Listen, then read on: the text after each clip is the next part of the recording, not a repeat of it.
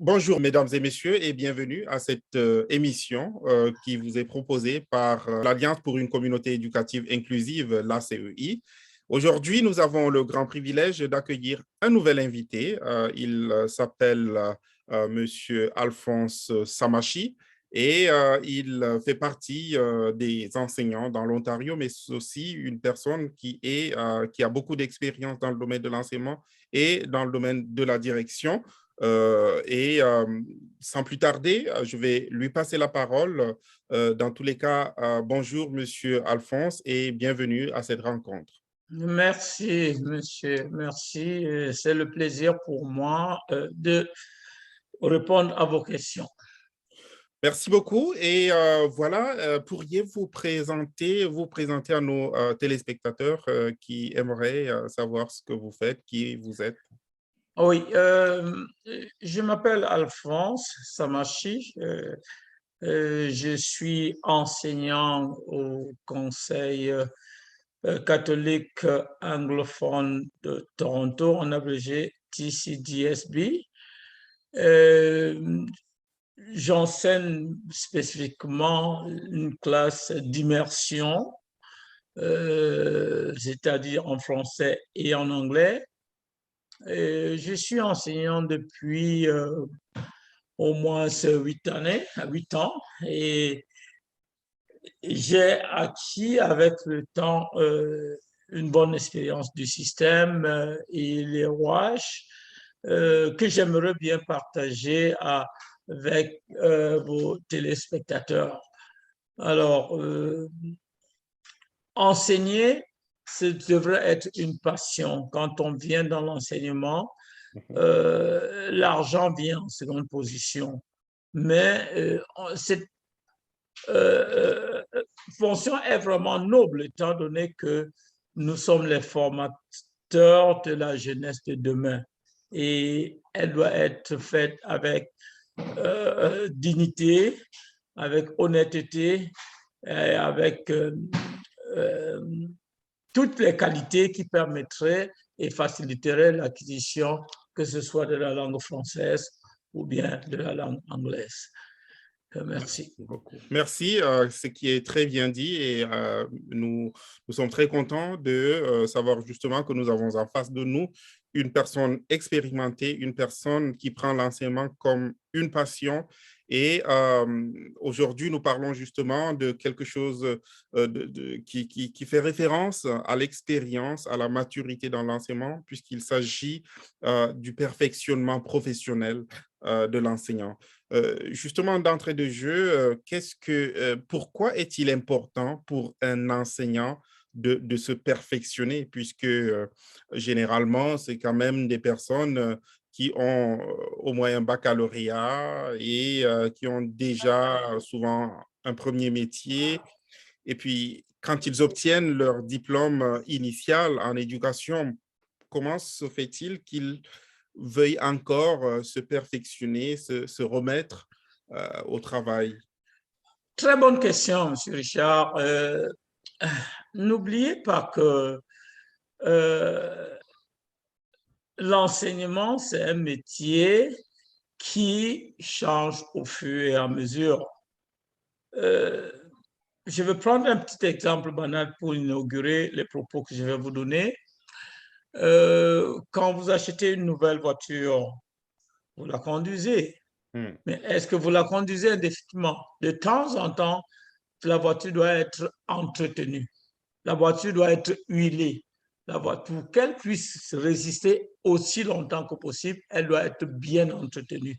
Le perfectionnement professionnel n'est rien d'autre que cet entretien que l'enseignant devrait faire au fil des années pour pouvoir surmonter les nombreux défis qui se posent dans la profession progressivement. Euh, J'explique très simplement. Mhm. Pour un jeune enseignant qui fait accès à la carrière, bon, j'ai parlé tout à l'heure, il vient avec des connaissances, bien comme vous l'avez dit, il a un baccalauréat, ainsi de suite. Il y a une licence, bon, un master ou bien un doctorat. Il y en a qui ont même un doctorat. Ils ne vont pas se fier sur le bagage académique qu'ils ont amassé pendant longtemps.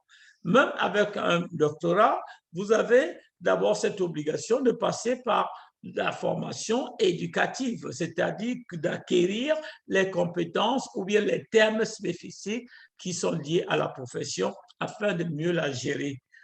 Alors, le perfectionnement, se perfectionner, c'est s'outiller davantage. Se perfectionner, c'est être à la hauteur des défis. Se perfectionner, c'est être prêt à répondre aux défis du 21e siècle en même temps. Parce que quels que soient les challenges qui se posent dans la profession, on prend ça du côté positif et on essaie de trouver une formation qui va cadrer avec ces défis et qui nous permettra et qui va t'outiller vraiment à répondre à ces défis-là. Un autre point, c'est généralement pour le jeune, quand il arrive, il a un bac en éducation dans un domaine précis. Disons, il peut être pour les classes primaires, maternelles. C'est là où il est. Mais est-ce qu'il est habilité à entraîner à l'intermédiaire ou bien au supérieur? Non. Donc, pour y arriver, il doit passer par des formations, ainsi de suite, qui lui permettront d'acquérir les compétences nécessaires qui lui permettraient de naviguer dans tous les trois paliers, primaire, intermédiaire et secondaire. Et c'est à travers ce professionnel que l'on acquiert cela. En plus, sur le plan salarial, quand vous arrivez, vous avez une catégorie de base. Au fur et à mesure, vous devrez progresser dans votre profession. Bien évidemment, vous aimez bien quand on progresse dans la profession. Tout à fait. Alors, par conséquent, il faut passer par des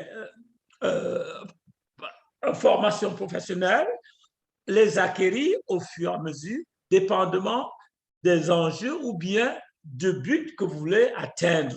Et progressivement, tant que vous n'avez pas atteint ces qualifications, l'ordre ne pourra pas vous faire progresser. Vous allez progresser bien dans une catégorie, mais vous n'allez pas avoir les 4 catégories qu'il vous faudra. Donc, si ça vous permet d'acquérir aussi un peu plus d'argent sur le plan financier en changeant de catégorie dans la profession. Là, c'est vraiment très intéressant parce que généralement, quand on parle de perfectionnement professionnel, on pense beaucoup plus à l'aspect pédagogique, à l'aspect intellectuel, mais on oublie que ça vient aussi avec une rémunération, une récompense du point de vue financier. Donc, c'est très important et vous l'avez si bien expliqué. Y a-t-il des exemples de domaines de perfectionnement? Quels sont les domaines où un nouvel enseignant peut se... Très bonne question. Il y a des domaines, bien évidemment, l'éducation est divisée. Alors, quand vous entrez dans un palier spécifique, primaire, secondaire, ainsi de suite. Et au fur et à mesure que vous voulez grandir, évoluer dans la profession, vous devez acquérir des compétences de ce domaine en question. J'ai pris l'exemple tout à l'heure.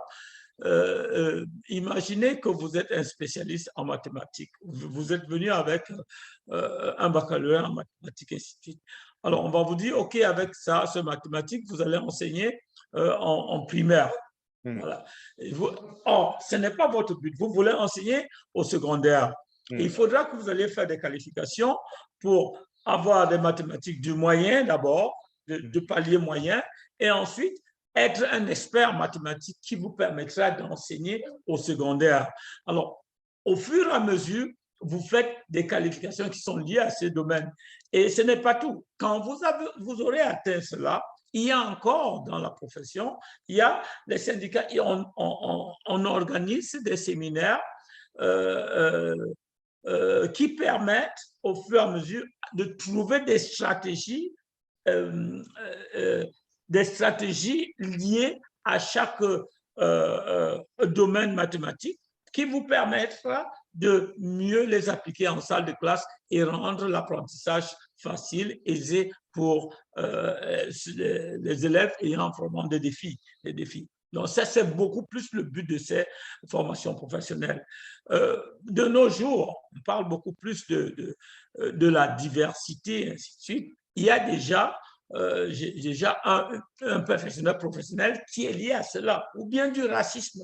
On a parlé d'un perfectionneur professionnel qui est lié à cela, qui permettrait aux gens de devenir des experts qui pourraient mieux expliquer ce phénomène en salle de classe, faciliter la base basée sur des exemples que les enfants pourraient bien maîtriser et ensuite faire dissiper progressivement ce fléau. Que ce soit la diversité. Vous savez, on arrive là et les défis ne sont pas les mêmes. Les enfants, ici, ils sont 20 dans une classe, ils ont 20 manières d'apprendre qui sont différentes. C'est à vous d'aller chercher des stratégies pour pouvoir faciliter, aider ces enfants à mener à bout leur apprentissage. Justement, vous avez lâché le bon mot sur lequel j'allais embrayer. Vous avez parlé des défis. Quels sont justement les défis dans le domaine du perfectionnement professionnel de l'enseignant? Alors, le premier défi, je dirais, c'est celui de l'enseignant qui pense qu'il a déjà tout acquis. C'est-à-dire qu'il se sent confortable dans sa peau et il prend un niveau scolaire, disons, je ne sais pas, la 4e année, une année scolaire, il se dit, OK, c'est là où je suis, je m'arrête, ma roue ne tournera plus. C'est ça, parce que ces gens, quand vous prenez la chose de cette manière, vous croyez que les choses seront plus faciles. Pourquoi? Avec l'expérience, vous allez finir par tout connaître. Non, avec le temps, très récemment, c'est le curriculum qui a été changé. Quand il change, ça vient avec quelque chose de neuf. Comment est-ce que vous allez le savoir? Comment est-ce que vous allez l'appliquer si vous n'allez pas vous former? Si vous ne participez pas au séminaire? Si vous n'assistez pas à ces formations professionnelles, elles sont liées aux changements qui interviennent dans la profession. Et c'est la raison pour laquelle on doit à toute fois saisir les opportunités pour y arriver. Le deuxième défi, le plus souvent qui se pose, c'est le temps nécessaire pour assister à ces formations, dépendamment de type d'école, de l'école dans laquelle vous trouvez, parce qu'il y a des formations qui nécessitent l'aval à certaines périodes qui décident l'aval de votre principal afin que vous trouviez le temps nécessaire pour y aller. Et parfois, dépendamment de la période, le temps n'est toujours pas aussi propice et on vous dit, oh non, vous pouvez faire ça ailleurs ou plus tard. Alors que ce temps-là, dans l'autre calendrier, ça ne reviendra plus, ça vient, il faudra attendre encore des années pour le faire. Donc, bref, il faut saisir les opportunités. Alors, il faut faire un calendrier, voir les opportunités qui se présentent, présenter ça à votre supérieur de manière à ce que le moment donné, qu'il ne soit pas surpris. Et là, vous finirez par le faire de la manière la plus aisée. Voilà autant de défis que l'on peut rencontrer, ne serait-ce que même sur les lieux, il faut chercher, parce que généralement, on travaille en équipe. Il faudra que vous soyez dans une équipe idéale afin de mieux gérer et mieux comprendre la thématique qui sera en discutée pour pouvoir revenir, surtout, ce qui est important, avec les outils nécessaires qui vous aideront dans votre salle de classe. Très intéressant, très intéressant. Et justement, vous avez parlé d'équipe pour faciliter le perfectionnement professionnel. Allant dans la même lancée, est-ce qu'il y a des ressources spécifiques ou des organisations qui délivrent des perfectionnements, des formations pour le perfectionnement scolaire en dehors de l'ordre, qui est quand même l'instance principale? Oui, très bonne question, M. Charles. C'est une très bonne question à ce niveau. Vous savez que les ressources sont souvent la pierre angulaire du problème. Il arrive le plus souvent que les présentateurs, les organismes qui offrent la formation en question, vous donne comment on appelle, des brochures qui sont liées à cette formation. Et mais, généralement, les brochures contiennent des références ou bien des liens spécifiques sur Internet dans lesquels vous irez chercher ces informations.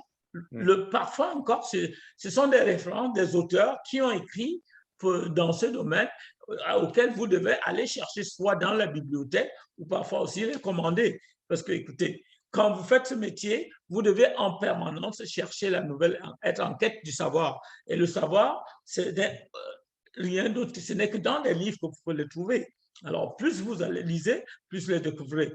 Et comme je dis, il y a toujours des fascicules que l'on nous donne, enfin, dans lesquels, avec des références, des liens qui nous permettent d'aller chercher des informations pour appuyer l'apprentissage qui a été fait pendant ces 2 ou 3 jours, dépendamment de la longueur de la formation. Très intéressant, très intéressant. Et donc, à ce niveau, j'imagine qu'il y a toute une multitude de domaines de formation, comme vous l'avez si bien présenté.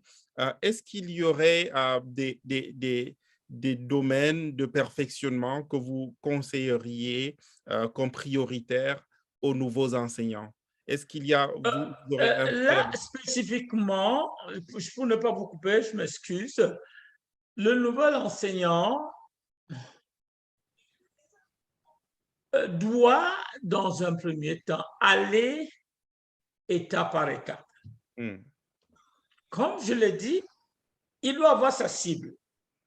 Dès qu'il entre dans l'enseignement, il choisit son palier, dépendamment de ses capacités. Si je décide, je dis, OK, je vais enseigner, je peux choisir les deux paliers dans lesquels je peux mouer primaire ou bien intermédiaire. Ou bien je peux dire, OK, je dois mouler entre intermédiaire et supérieur. Étant donné que dans les deux conseils, on a toujours primaire ou bien secondaire. Donc, quand vous enseignez, quand vous avez été admis dans le secondaire, vous allez naviguer dans le secondaire, à moins que c'est vous qui décidez encore de changer. Et si vous voulez changer, cela nécessite toujours aussi la formation professionnelle. Comme je disais, il doit avoir du tact et stratégique. Vous ciblez le secteur dans lequel vous voulez évoluer et vous concentrez, vous formez au fur et à mesure dans ce palier. Ça vous permettrait d'avancer le plus longuement possible. Par ailleurs, quand vous faites cette formation, ces différentes formations, ça vous permet de progresser. Vous devez avoir pour objectifs à long terme, des objectifs à moyen terme, des objectifs à court terme. À court terme, je dis, OK, 2 formations par an, c'est déjà très bien. Hein? Et moi, je dis, OK, à long terme, je voudrais que dans 5 ans, pourquoi pas aspirer à des formations de leadership. Mais cela implique le nouveau enseignant qui est là de ne pas se cantonner rien que dans sa salle de classe, d'apporter de l'aide supplémentaire qui permettra aux responsables de voir son leadership. Soit par exemple faire des clubs de lecture à l'école, soit de littératie ou bien de numératie. Pourquoi pas entraîner les clubs d'activités sportives, ainsi de suite. Il y a beaucoup de secteurs dans lesquels on peut exhiber ses talents. Et c'est là où vous faites plus confiance à la direction. C'est là où vraiment ce chevronnement est confirmé. Parce que plus vous apportez en votre temps, et plus vous êtes efficace, plus cela vous ouvre les portes. Écoutez, ça, c'est vraiment la théorie. Justement, là, je voudrais aussi continuer dans la même lancée. Vous avez parlé d'un facteur très important pour un enseignant, le temps, le facteur temps. Comment concilier le perfectionnement professionnel avec la charge d'enseignant? Bien évidemment, vous savez, l'enseignement, comme toute autre fonction, il y a l'organisation qui est primordiale. Vous organisez et vous planifiez, la planification. Je vous ai dit, OK, en début d'année, vous avez planifié de faire 2 formations Alors, vous allez chercher dans le système quand est-ce que, en quelle période ont lieu ces formations. Vous mettez dans votre calendrier et vous savez déjà que, OK, pendant le mois de tel ou tel mois, j'aurai quelques jours que je vais sacrifier pour aller faire la formation. Cela ne grange en aucun cas votre temps, hein, puisque oh, c'est parfois 2 jours, ça dépend de la longueur de formation. Parfois, ça va vous prendre un temps fou, mais vous deviez savoir dans vos planifications avec vos élèves quel genre d'activité simple vous les apportez qui leur permettent de comprendre tous les éléments du curriculum que vous allez leur présenter, dépendamment de la matière. Ouais. Donc, au secondaire, la chose est encore différente parce que là, on parle des matières, vous enseignez telle matière, ainsi de suite. Au primaire, c'est différent parce que vous avez toute une classe à vous dans laquelle vous enseignez toutes les matières, ainsi de suite. Vous partagez, bien évidemment. Mais dépendamment, quand vous planifiez vos unités, ainsi de suite, vous n'allez pas enseigner tout ça en un jour. Donc, vous avez vraiment du temps pour voir loin et concilier les deux. Et en plus de cela, comme je l'ai dit, en plus de cela, on trouve du temps, de petits temps libres, 1 heure, 2 heures. Écoutez, c'est un peu aussi comme le bénévolat que l'on fait entre-temps aussi. Et quand vous le faites, vous le voyez, c'est 1 heure peut-être 2 par semaine, mais vous ne le faites pas pendant toute l'année, c'est pendant une période définie. Donc ce temps-là, on essaie toujours de le trouver et, et, et, parce que c'est ça encore qui nous transforme vraiment en enseignants chevronnés. C'est ça qui fait la distinction entre quelqu'un qui aime son métier, qui est passionné de son métier, et celui qui le fait juste, je ne veux pas dire aventure, mais peut-être pour gagner un peu d'argent. Ouais. Et là, c'est très important. Nous, pendant que nous sommes en train de parvenir vers la fin de cette émission, je suis très content de voir que nous avons pris la courbe en parlant justement de la passion dans l'enseignement, et la courbe est en train de retourner toujours dans la passion, une façon de dire que l'enseignement commence par la passion et se termine toujours par la passion. Donc, effectivement, comme M. Richard vous avez mentionné, on est enseignant par passion. Vous commencez, il faut y aller par passion. Même si à côté, il y a le gain qui vient progressivement, pour la part de ce gain, il est juteux quand on accomplit sa besogne de la belle manière. Si vous la faites de manière digne, fière, et vous êtes apprécié par vos élèves, par les parents et par votre direction, écoutez, moi je crois que ça ne fera que vous ouvrir grandement les portes pour de nouveaux horizons. C'est vrai. Et quand on fait ce travail avec passion, vous voyez que vous-même, vous attirez la collaboration de vos collègues parce que beaucoup le font vraiment pas parce qu'ils ont. Il y en a qui le font même de père-fils, des générations.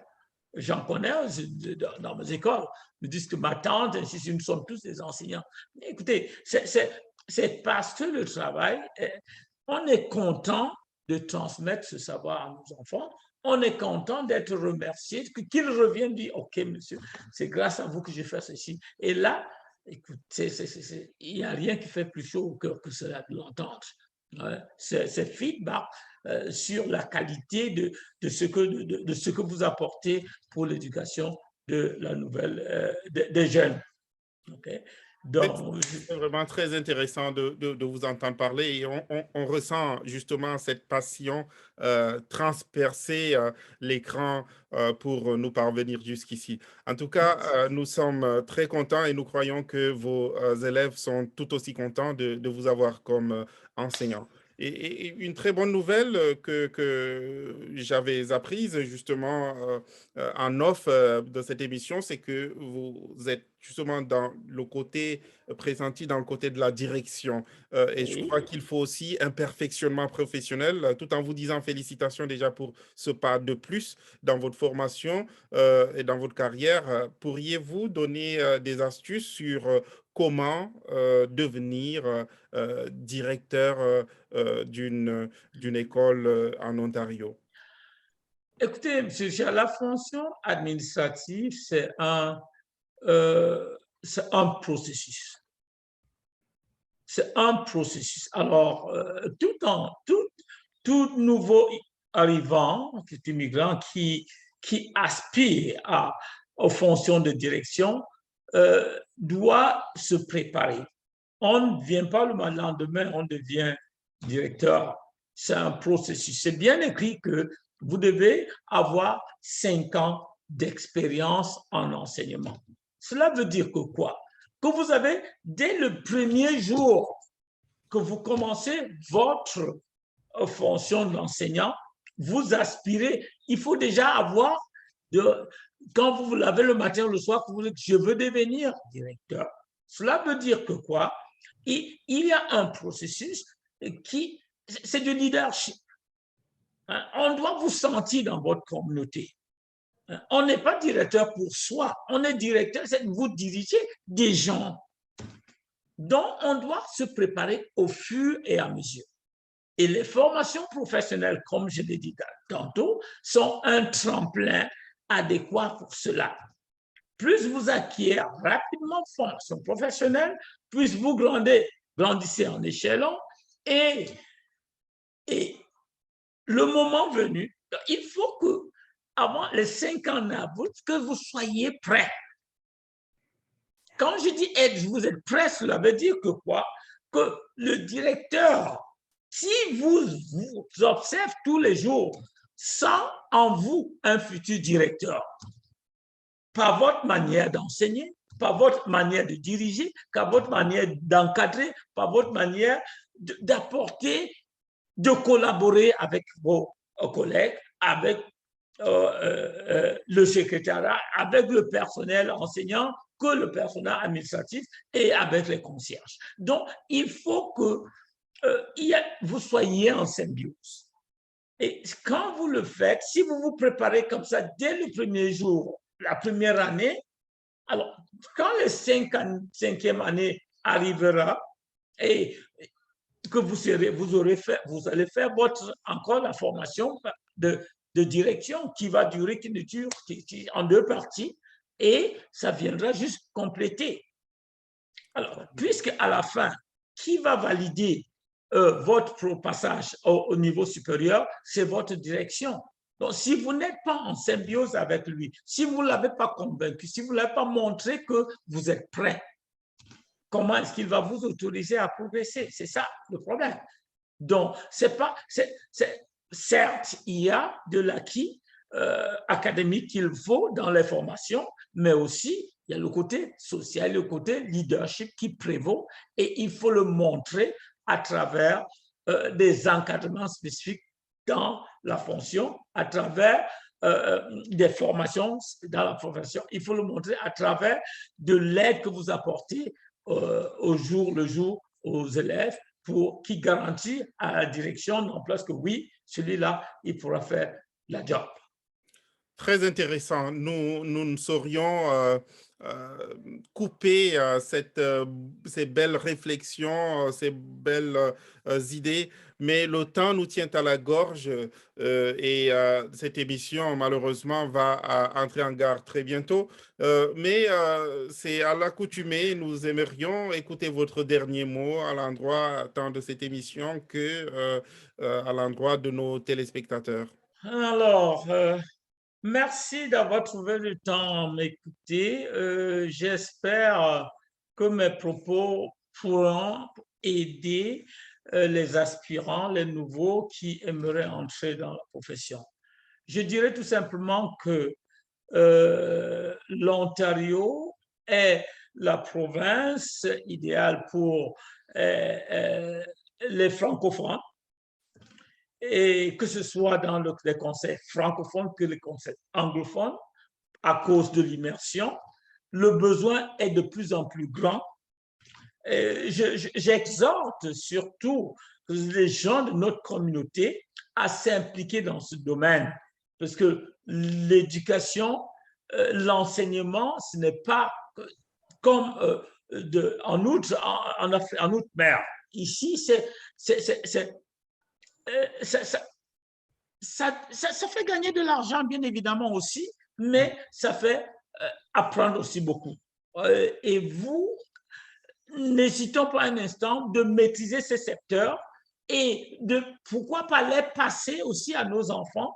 Alors, j'exhorte à tous ceux qui veulent entendre que c'est une profession qui est facile à manœuvrer si on s'y prend, si on suit les conseils des aînés, des collègues, si on s'y prend vraiment du bon côté et si on prend au sérieux. La prendre comme passion, ça rendrait les choses plus faciles.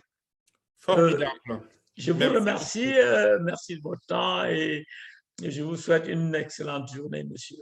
C'est à nous de vous remercier, monsieur Alphonse Samachi, pour votre temps, votre gentillesse et votre passion, une fois de plus, qui transparaît au travers de l'écran.